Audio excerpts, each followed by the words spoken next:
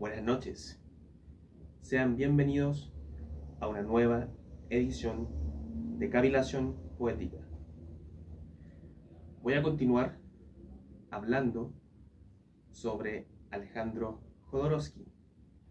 Tal y como dije en el video anterior, hablar sobre él merece muchas partes.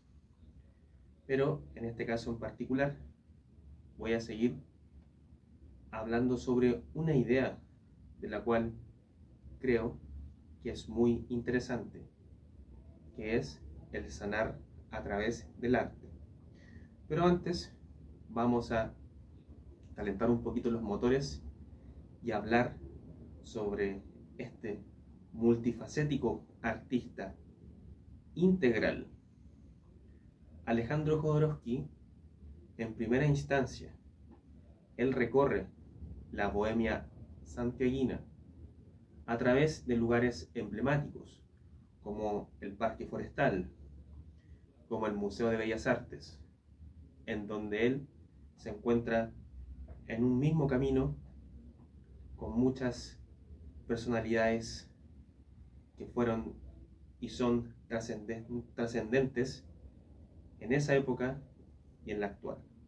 Me refiero a gente como Enrique Lihn, Nicanor Parra, Estela Díaz, Enrique Lafourcade, José Donoso, el Chico Molina, Luis Oyarzún, y podemos seguir nombrando. Lo interesante de don Alejandro Jodorowsky es que él no fue un ser que utilizó el arte por pura estética.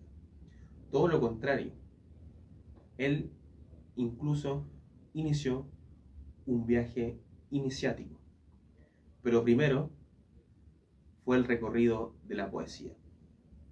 Y es ahí en donde él recorre el Café Iris, conoce a Estela Díaz, a Nicanor Parra, después en la casa de Villavicencio 340, lugar que visité hace un par de días, él organiza muchas fiestas y en ellas es en donde por primera vez ve a Enrique Lihn recitando un poema. Posterior a eso, él se juntaría, o más bien iría a buscar a Enrique Lihn a su casa en Providencia, donde él lo recibe con la siguiente pregunta: ¿eres homosexual? A lo que contesta Alejandro: no, me gusta tu poesía.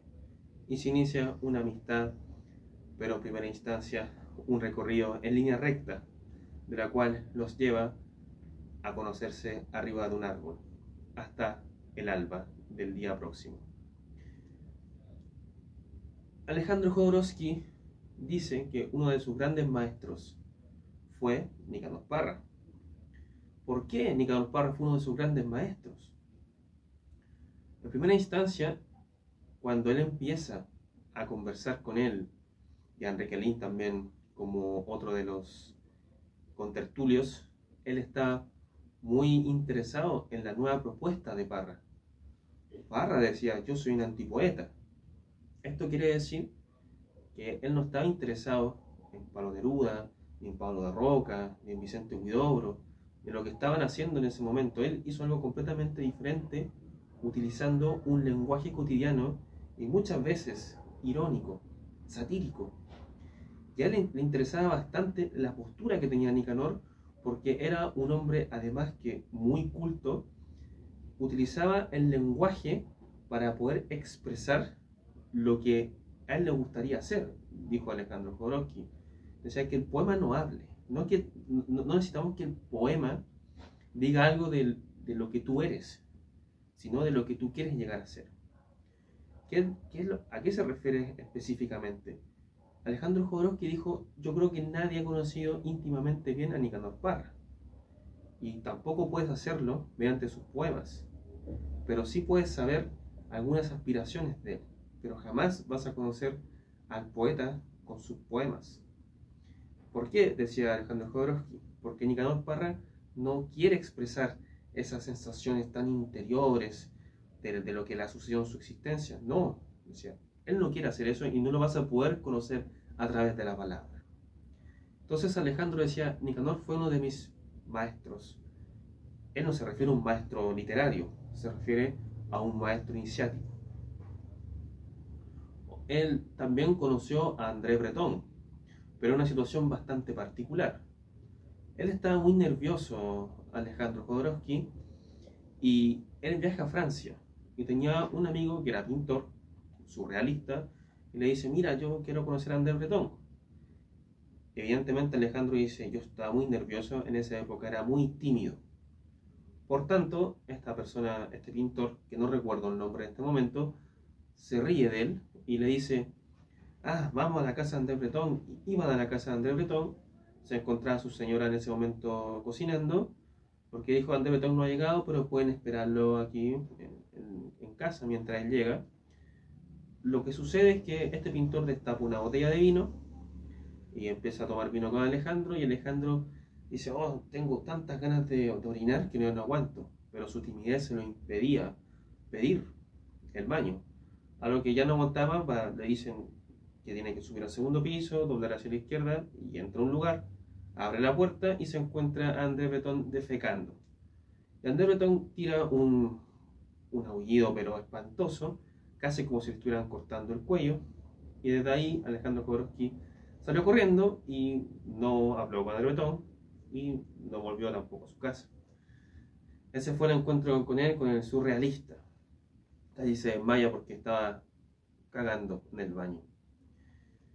Otro de los maestros que él cuenta es María Lefebvre.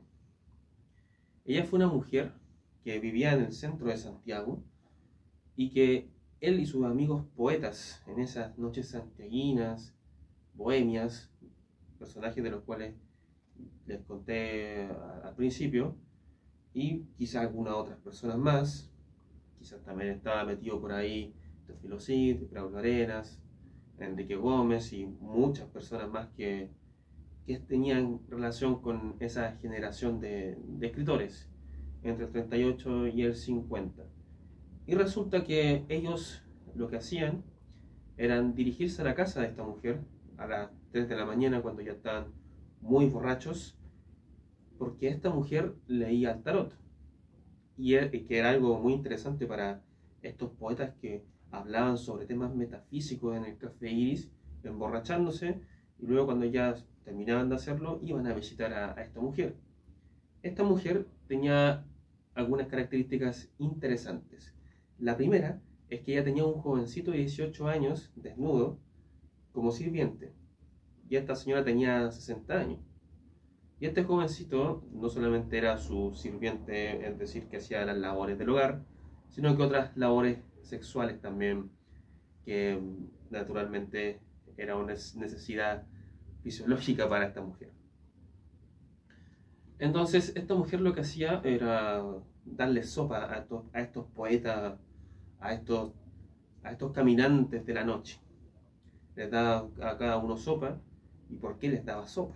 Primero, porque ella les quería dar de comer, porque Alejandro dijo que era una mujer muy, muy amable, él la vio como una maestra espiritual. Pero esta mujer no tenía sopa porque le gustara cocinar sopa, sino que los restaurantes que estaban cercanos a ella, esto es en el Parque Forestal, entre comillas, le daban sopa cuando ella les leía las cartas de tarot. Pero estas cartas de tarot no eran los mazos de Marsella, los típicos que usted puede ver, sino que están reemplazados por imágenes chilenas, siendo que esta era una mujer francesa, dice Alejandro. El asunto es que es el primer encuentro que tiene él con el tarot. Y desde ahí él decide estudiar esta disciplina. No confundir esto, por favor, con tipos que jamás estudiaron serio este tipo de actividades. Alejandro Jodorowsky toma el tarot como un camino espiritual, el cual él lo lleva no incluso a estudiarlo, sino que también lo lleva a interiorizarse mucho en él. Entonces, desde ahí, él hace muchas cosas. No solo hizo tarot, también se dedicó a los mimos, que fue una de las primeras cosas que él realizó. también hizo teatro y también fue al circo. El circo fue algo que hizo su padre cuando era joven, y él también se encuentra con el circo, pero cuando se encuentra con el circo se encuentra con una persona que se lo transmite de una forma también espiritual. Espiritual, a los que nos han entendido en estas materias, no es tocar los pies en la naturaleza y esas cosas, no, sino que me refiero a doctrinas esotéricas. Era un tipo místico el que en este momento se encuentra Alejandro. Entonces, lo que hace Alejandro es un peregrinaje muy amplio e integral sobre varias disciplinas. Mencionamos la poesía, la literatura, la escritura. Después, posterior, él se encontró con el tarot. Él también se encuentra con el circo, bueno, los mimos también, que perdón, los títeres. También fue mimo, pero también los títeres. Y después pasa ya a involucrarse con temas esotéricos. También estuvo con el surrealismo, ¿cierto? Y se encuentra con temas esotéricos no porque él lo decida, sino que por necesidad, él buscando algunas respuestas a su neurosis. Y era a los 40 años, un día, si no me equivoco, no sé si el 2 o el 3 de marzo, pero me parece que el 3 de marzo de 1953, él poseía una libreta de direcciones. ¿Qué hace él con esta libreta de direcciones? La arroja al mar. Después de arrojarla al mar, y entre paréntesis, ese acto simbólico significaba que él iba a deshacer de todo su pasado. Pasado hablando de construcciones familiares, del tema que tenía, que todo lo que ha hecho con la poesía, todas las mujeres que había tenido, la familia, todo, quería cortarlo una vez por todas. ¿Por qué? Porque todas estas cosas le hablaban en su cabeza. Pum, pum, pum, pum. Habían pensamientos que no se apagaban, que no se callaban, que nos pasa a muchos, ¿cierto? Entonces él por necesidad tira eso y dice, desde ahora yo me he muerto y voy a empezar mi vida de nuevo. ¿Y qué hace don Alejandro? Se va a Francia. Y él no llega como el artista reconocido que era en Chile hace 40 años en esa época, dice él que no tenía 39, no tenía 40 años, tenía 24, perdón. Él tenía 24 años. 24 años, se va, dice, me voy a Francia. ¿Y cómo llegó a Francia? ¿Cierto? Llega sin nada, es decir, y regaló sus libros, vendió cuestiones, él llega con la ropa puesta literalmente, y también ya con $100 en el bolsillo. Y tuvo que hacer trabajos forzados, dice, trabajos que yo nunca hice en Santiago, ¿cierto? Y fue la primera vez que me sentí como una persona común y corriente, afirma, porque yo hasta ese momento había vivido como artista. Entonces Alejandro se va a Francia y empieza a conocer muchos artistas, etc. También él hace películas, él se mete en el cine, se mete en el cómic, ¿cierto? Pero llega un momento de su vida en donde él dice, a ver, ¿para qué sirve todo esto? Porque él dice, la poesía, él ya mayor, no tan mayor evidentemente, pero ya a los 40 años se da cuenta, a ver, ¿qué es esto de la poesía? ¿Para qué sirve la poesía? Que eso es lo que importa. ¿Para qué sirve la poesía? La poesía, dice, no sirve para nada. Son palabras y palabras. Entonces, si la poesía no sirve para nada, dice él, tengo que lograr una expresión artística que sirva para sanar, que sirva para combatir la neurosis del ser humano. Y es ahí donde él crea la psicomagia. Y la psicomagia es un ejercicio que está diseñado a través del acto, no de la palabra. Porque él dice, palabras más palabras, libros más libros, no van a cambiar o no van a ayudar a poder combatir la neurosis. Todo lo contrario. Simplemente voy a sumar intelecto. Su maestro japonés, Eko Takata, perdón la mala pronunciación de japonés, le dice a él, intelectual aprende a morir. Eso fue lo que le dice este maestro Zen a Alejandro. Y también le dice, la primera vez que lo ve, le dice, mira, se murió su hijo a los 24 años, el hijo de Alejandro. Y esto pasa curiosamente 20 años después que él tira la libreta al mar. Dice, vuelvo a morir. Muere mi hijo a los 24 años. Y es ahí donde dice, ya, esto no me ha servido, voy por acá, voy a meterme a las tradiciones espirituales, esotéricas. Se mete con el monje japonés. Y él decía, yo esperaba que me dijera, mira, somos todos gotas del mismo océano, una frase espiritual, una frase de ese estilo. El monje le dice, duele, sería todo. Entonces Alejandro empieza a entender que el dolor emocional, todos estos traumas, todas estas cosas, la única forma, o más bien lo primero, es aceptar que están, aceptar que pasaron y que en este momento no pasan y que simplemente son ilusiones del propio ego. Ego se traduce al yo, a la persona, es decir, la máscara. Es la creación mental de uno mismo, eso es ego. Entonces, no confundamos ego, cuando decimos, él tiene mucho ego, tiene menos. No, el ego es parte de la identidad del ser, es decir, la creación mental de ti mismo, es el yo, la personalidad. Y eso todos tenemos más o menos, da lo mismo. No puede ser medido eso matemáticamente. Todos nos identificamos con nuestro personaje. Y es ahí donde dice el mismo Alejandro, ¿de qué me sirven los poetas si los poetas solo escriben desde su ombligo? Entonces es todo lo contrario. Y por eso hago este alcance. Como es cavilación poética, yo hago el alcance hacia lo poético, hacia lo literario. Alejandro dijo, yo no voy a hacer más un arte que nos sirva para sanar.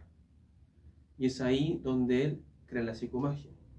Y es ahí donde se empieza a enfocar en ese camino en particular.